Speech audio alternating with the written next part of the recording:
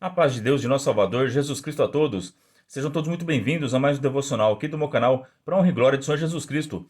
Hoje nós vamos estudar o livro de 2 Reis, capítulo 1. Vamos dar início a mais um estudo de um livro da Bíblia, né? Agora o livro de 2 Reis. E o título do capítulo é Moabe revolta-se contra Israel e Acasias adoece. Neste capítulo é muito importante porque ele vai ter um elo de ligação com o Novo Testamento. Amém?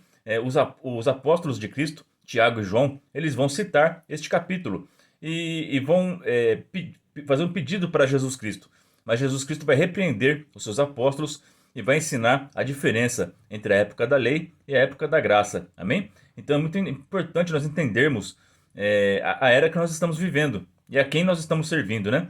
Porque naquele momento, Tiago e João, eles ainda estavam pensando que estavam na época da lei, né? Santa Deus. Então é importante a gente ter esse entendimento no coração, tá bom? Então vamos começar esse estudo com a ajuda de Deus, a guia do seu bom espírito, em nome do Senhor Jesus. Verso 1. E depois da morte de Acabe, Moabe se revoltou contra Israel, e caiu Acasias pelas grades de um quarto alto que tinha em Samaria, e adoeceu, e enviou mensageiros, e disse-lhes: Ide e pergunta a Baal-zebu, deus de Ecrom, se sararei desta doença. Mas o anjo do Senhor disse a Elias, tesbita: Levanta-te, sobe para te encontrares com os mensageiros do rei de Samaria, e diz-lhes: Porventura não há Deus em Israel para irdes consultar a Baal-zebu, deus de Ecrom? Então aqui o rei Acasias cometeu o mesmo erro de seu pai, né?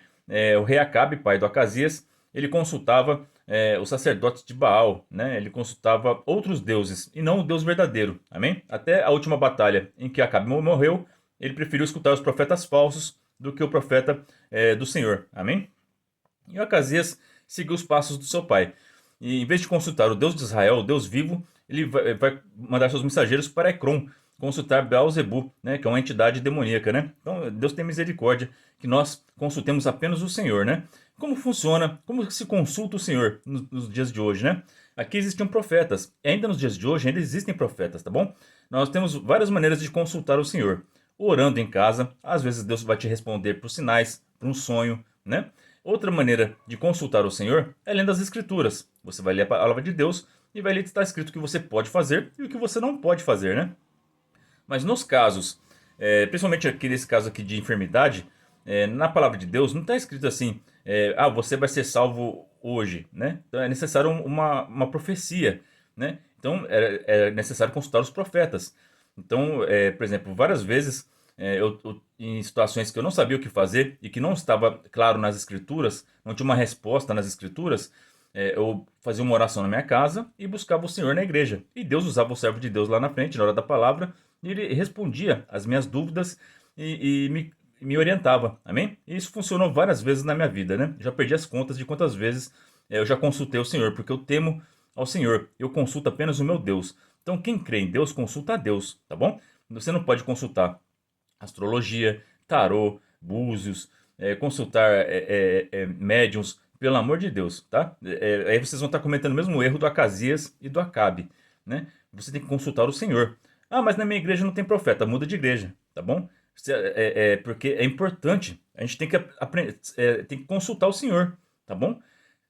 Se na tua igreja não tem como você consultar o Senhor, se lá é aquela pregação que a pessoa estuda na casa dela e prega aquela pregação pronta, que não deixa o Espírito Santo trabalhar e falar na boca do servo de Deus, não vai resolver. Não tem como você consultar o Senhor numa igreja assim, tá bom? Então consulte o Senhor em igrejas que dão liberdade para o Espírito Santo de Deus manifestar os seus dons e revelar a necessidade da igreja, amém? Então é importantíssimo isso. Busque igrejas que têm essa comunhão com Deus, que dá liberdade para o Espírito Santo pregar. Que nem na igreja que eu sirvo, na congregação cristã no Brasil, o pregador ele não leva a palavra pronta, ele dá liberdade para o Espírito Santo revelar. Ele traz a palavra e lê a Bíblia Sagrada, e através daquele texto sagrado, Deus dá o dom de revelação para o profeta de Deus, para o homem de Deus, e ele vai ver a necessidade de cada alma que está ali buscando o Senhor. Amém?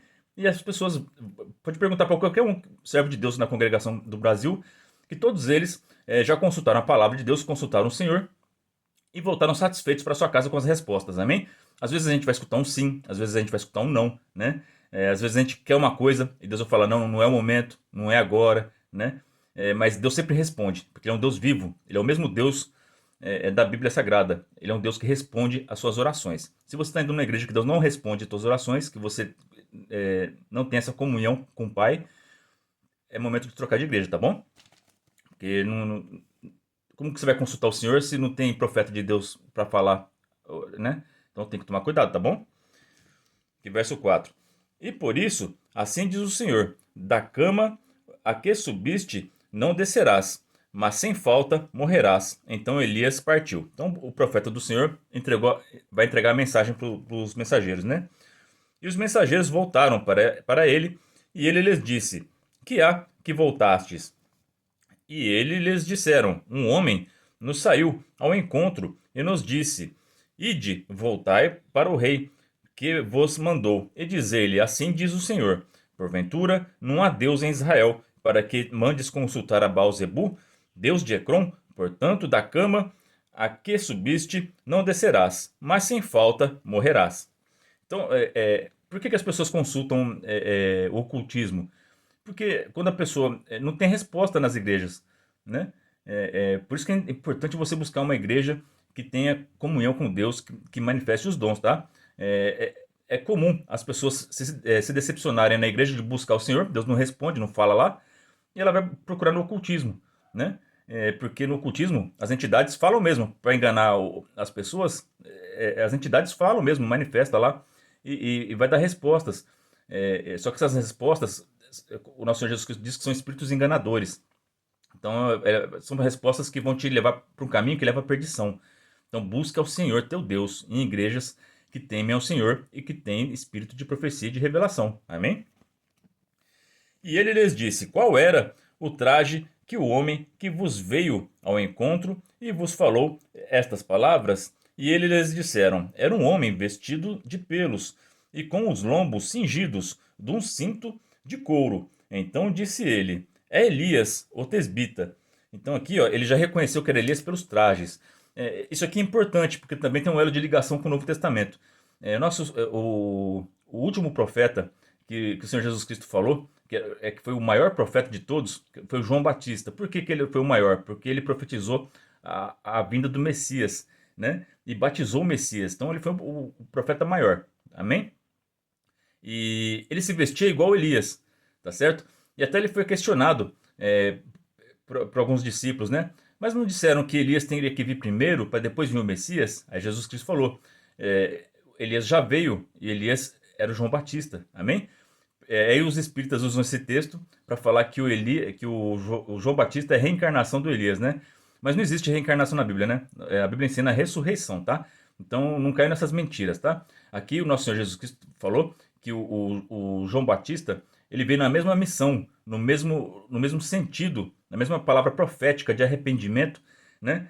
E com a mesma simplicidade e humildade, com as mesmas vestes que o Elias. Então o João Batista ele veio com a mesma missão de arrependimento, de levar as pessoas ao batismo, de arrependimento, que nem o Elias. Amém? É só isso, tá certo? Então não cai nessas conversas de ocultista, tá? Que é para afastar das pessoas da Bíblia.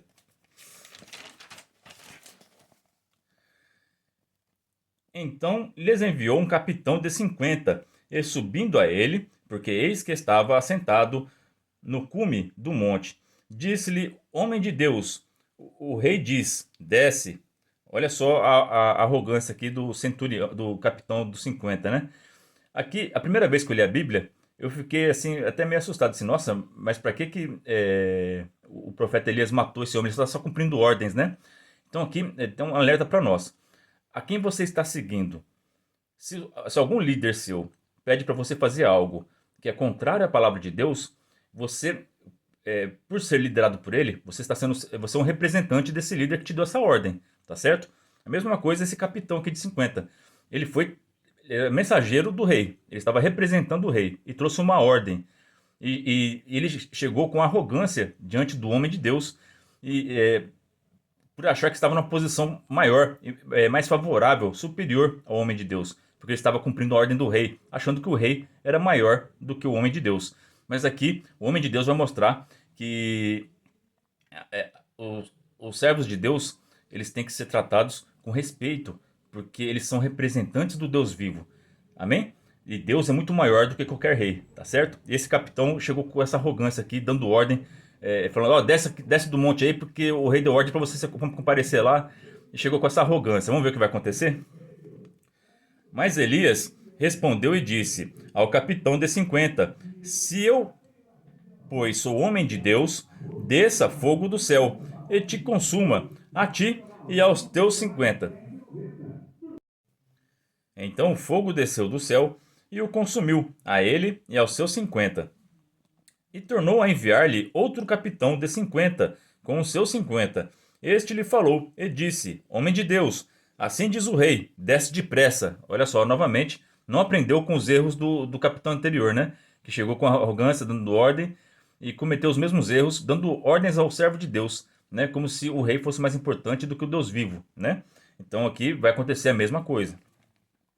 E respondeu Elias e disse-lhe: Se eu sou o homem de Deus, desça fogo do céu e te consuma, a ti e aos teus 50. Então o fogo de Deus desceu do céu e o consumiu, a ele e aos seus 50. Santo Deus, isso aqui está representando o juízo final, amém? Da mesma forma, todos aqueles homens que se acharem maiores do que Deus, que não precisam de Deus, que maltratam servos de Deus, serão julgados no dia do juízo, amém? Vão ser consumidos pelo fogo, tá certo? Está escrito na palavra que o mundo vai acabar agora em fogo. E então isso aqui está representando o juízo de Deus no final dos tempos para aqueles que não temem ao Senhor, tá bom? Esses capitães aqui de 50 não temiam ao Senhor. Eles tinham mais medo do rei do que do profeta de Deus. Então, se algum líder seu te mandar fazer algo que desagrada a Deus, tema primeiro ao Senhor e cumpra primeiro ao Senhor. Não tema o homem, tá? Está escrito na palavra que a gente não deve temer o homem, mas temer ao Senhor, que tem poder de lançar nossas almas no inferno, tá bom? Então toma cuidado com isso. O temor a Deus é o princípio da sabedoria. E tornou a enviar outro capitão dos terceiros, 50, com seus 50. Então subiu o capitão de 50 e veio e pôs-se de joelhos diante do Elias. Olha só, esse aqui aprendeu com o erro dos outros. Então é muito importante você observar. A gente aprende de duas maneiras: errando e observando o erro dos outros. Amém? É muito mais sábio. Você viu que aquela pessoa que fez uma coisa e não deu certo, não persiste naquele erro, né? Então, aqui ele foi sábio. Ele viu que os dois pelotões, primeiro, aqueles primeiros 100 que foram, morreram consumidos pelo fogo por causa da arrogância. Ele temeu a Deus e já mudou a atitude. Então é tempo de mudar de atitude. É tempo de você quebrar o seu orgulho e se humilhar perante teu Deus. Amém? Assim, você alcançará misericórdia. É isso que Jesus Cristo veio trazer na sua graça santa. Trazer misericórdia para nós. Que a gente o aceite e reconheça Ele como Senhor, que nós entregamos as nossas vidas a Ele e assim alcançaremos a misericórdia. Esse capitão foi sábio e salvou a sua vida e a vida do seu pelotão de 50. Amém? Quando você segue um líder sábio, ele te ajuda a você se salvar. Amém? Agora, quando você encontra um líder que só pensa nele mesmo e em cumprir ordens terrenas, esse vai te levar à condenação, tá certo? Então, tome cuidado. Então, aqui ele já se prostrou de joelhos diante do homem de Deus, né? E suplicou-lhe, e disse-lhe, ó, suplicou, diferente de dar ordem, né? Ele está suplicando, pedindo com clemência ao homem de Deus. Homem de Deus, seja, peço-te, preciosa aos teus olhos a minha vida e a vida destes 50 teus servos. Olha só, ele já se colocou na condição de servos, sem arrogância. Ele já não era mais servo do rei. Agora ele é servo do Deus vivo e do homem de Deus. Amém? Humildade. Eis que fogo desceu do céu e consumiu aqueles dois primeiros capitães de 50, com os seus 50. Porém agora, seja preciosa aos teus olhos a minha vida. Santo Deus, a sua vida é preciosa diante de Deus. Ele só quer que você se humilhe. Ele só quer que você entenda a sua condição de pecador e que você precisa da misericórdia dele, porque ele é todo poderoso, né? É a gente que precisa dele, ele não precisa da gente. Amém? Então se coloque na condição de servo, na condição de filho, colocando Deus acima de você.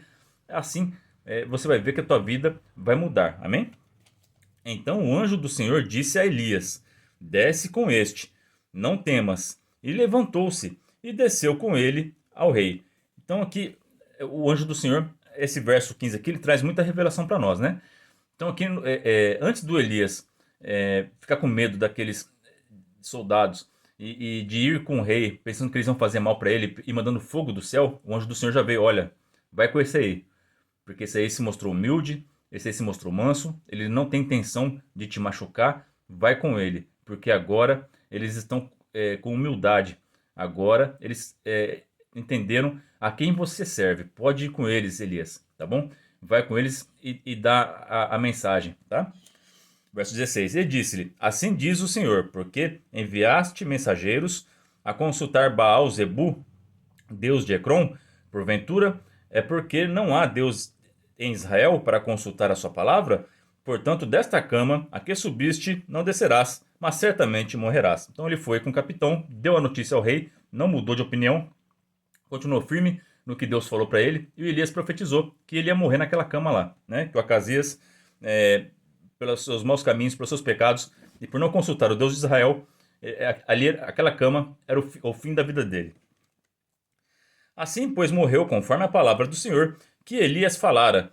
E Jorão começou a reinar no seu lugar no ano segundo de Jeorão, filho de Josafá, rei de Judá, e porquanto não tinha filho. Então aqui acabou a geração de Acabe, né? Como Acasias não tinha filho, assumiu outra pessoa que não era da família de Acabe o reinado, né? Então aqui todas as profecias que o Senhor decretou contra Acabe se cumpriram. O mais dos feitos de Acasias que tinha feito, porventura, não está escrito no livro das crônicas dos reis de Israel? Pronto. Aqui eu queria ler o texto que os apóstolos usaram esse capítulo aqui para tentar convencer o Senhor Jesus a mandar fogo do céu para matar os samaritanos, né? Então eu vou ler o texto e depois eu vou explicar para vocês, amém? Ó, Lucas, capítulo 9, do verso 51 ao 56. E aconteceu que, completando os dias para sua assunção, manifestou o firme propósito de ir a Jerusalém, e mandou mensageiros diante da sua face, e indo eles, entravam numa aldeia de samaritanos, para lhe prepararem pousada, mas não o receberam, porque o seu aspecto era como de quem ia a Jerusalém. E os seus discípulos, Tiago e João, vendo isto, disseram: Senhor, queres que digamos que desça fogo do céu e os consuma, como Elias também fez? Voltando-se, porém, respondeu-os e disse: Vós não sabeis de que espírito sois, porque o Filho do Homem não veio para destruir as almas dos homens, mas para salvá-las. E foram para outra aldeia. Santo Deus. Então aqui, Tiago e João, eles foram escolhidos para ser mensageiros de Jesus Cristo, né? E foram até a aldeia dos samaritanos pedir um lugar para ficar. E ali os samaritanos, por ver o aspecto deles, que eles iam para Jerusalém, que eles eram judeus, os samaritanos não gostavam de judeus, né? Pelo fato histórico. Como a gente está vendo aqui, a terra de Israel foi dividida entre norte e sul, né? E começou esse preconceito entre judeus e samaritanos, né? Então aqui eles não queriam dar pousada para o mestre. Eles voltaram nervosos e quando encontraram Jesus, falou: olha, aqueles samaritanos lá não deram pousada para nós. O senhor quer que a gente ore e manda para Deus mandar fogo do céu para consumir eles, que nem o profeta Elias? Então aqui eles se compararam a Elias, porque eles ainda estavam com a lei dentro do coração deles, né? Eles ainda estavam sendo regidos pela lei e não pela graça. Amém? Então o nosso Senhor Jesus Cristo repreendeu eles. Ele falou assim: vocês não sabem de que espírito sois. Eu não vim matar, condenar. Eu vim salvar a humanidade, né? Nós estamos no tempo de salvação. É tempo de evangelizar. É tempo de resgatar almas e trazer almas para Jesus Cristo. O maior número possível. A colheita é grande, mas são poucos ceifeiros, santo Deus. Então vamos pregar o evangelho e pregar o amor, porque é tempo de pregar o amor, tá bom? Na segunda volta, na volta de Jesus Cristo, né? Quando ele retornar, aí sim será tempo de juízo, amém? Aí ele vai, todos aqueles que rejeitaram o tempo da graça, a oportunidade de salvação, serão condenados, tá bom? Mas durante esse período de graça que nós estamos vivendo, é dever da igreja pregar o amor e a palavra. Não é para orar desejando o mal do teu próximo, que ele morra, que Deus mande fogo do céu, que ele fique doente. Pelo contrário, tá bom? Isso. Então esta é a palavra de hoje. Que Deus abençoe a vida de todos vocês. Ora a Deus por mim e pela minha família. Que Deus seja sempre hoje eternamente louvado. Em nome de Jesus Cristo, que vive e reina para todo sempre. Amém.